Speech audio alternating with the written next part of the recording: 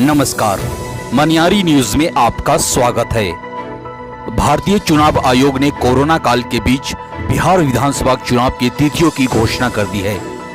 चुनाव आयोग ने प्रेस कॉन्फ्रेंस कर तिथियों की घोषणा की है।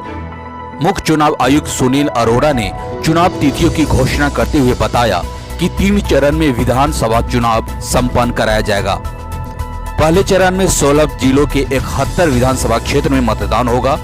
दूसरे चरण में 17 जिलों के 94 विधानसभा क्षेत्र में मतदान होगा और तीसरे चरण में 15 जिलों के 78 विधानसभा क्षेत्र में मतदान होगा।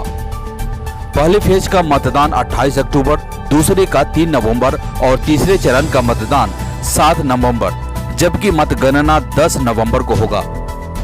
इधर बिहार विधानसभा चुनाव की तिथियों की घोषणा के साथ ही राज्य में चुनाव आचार संहिता लागू हो गया है। दरअसल देश में स्वतंत्र और निष्पक्ष चुनाव आयोजित कराने के लिए भारतीय चुनाव आयोग कुछ नियम बनाती है। इसे ही आचार संहिता कहा जाता है। लोकसभा या विधानसभा चुनाव के दौरान इसे लागू किया जाता है। वहीं इसके अनुपालन की जिम्मेदारी पूरी तरह से सरकार, नेता और पॉलिटिकल पार्टियों की होती है, जबकि इसके उल्लंघन पर कड़ी कार्रवाई का प्रावधान है। आपको बता दें कि चुनाव की घोषणा के साथ ही लागू हुई आचार संहिता चुनाव प्रक्रिया पूरी हो जाने तक लागू रहती है। चुनाव की तारीखों के ऐलान के साथ ही आचार संहिता लगती है और मतगणना होने तक जारी रहती है। आचार संहिता के लागू होने के बाद यह काम नहीं किया जा सकता है। इसके कुछ नियम हैं। सार्वजनिक धन का इस्तेमाल किसी भी विशेष राजनीतिक दल या नेता को फायदा पहुंचाने वाले काम के लिए नहीं होगा। सरकारी गाड़ी, सरकारी विमान या सरकारी बंगले का इस्तेमाल चुनाव प्रचार के लिए नहीं किया जाएगा।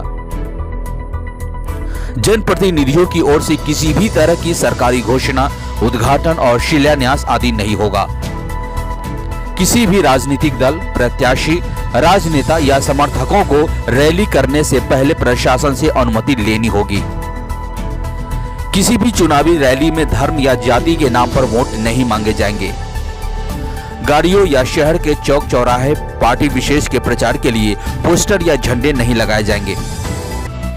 चुनाव तारीख की घोषणा के बाद चुनाव आचार संहिता के नियम सख्ती से लागू किए जाते हैं। अगर इन नियमों का उल्लंघन किया जाता है तो उनके लिए सजा का प्रावधान भी है। चुनाव आचार संहिता के उल्लंघन पर दंडात्मक कार्रवाई की जा सकती है। कई बार जुर्माना लगाया जाता है। वहीं किन्हीं मामलों में जुर्माना और जेल का भी प्रावधान है। अब हम बात करते हैं कि आम लोगों के लिए आचार संहिता के क्या नियम हैं। तो चुनाव आचार संहिता लागू होने के बाद अगर किसी व्यक्ति के पास लाइसेंसी हथियार है तो उसे जमा कराना पड़ता है। नहीं तो अगर हथियार के साथ पकड़े गए तो जेल भी जाना पड़ सकता है। अवैध हथियार या अवैध तरीके से हथियार रखने वालों पर भी कार्रवाई हो सकती है।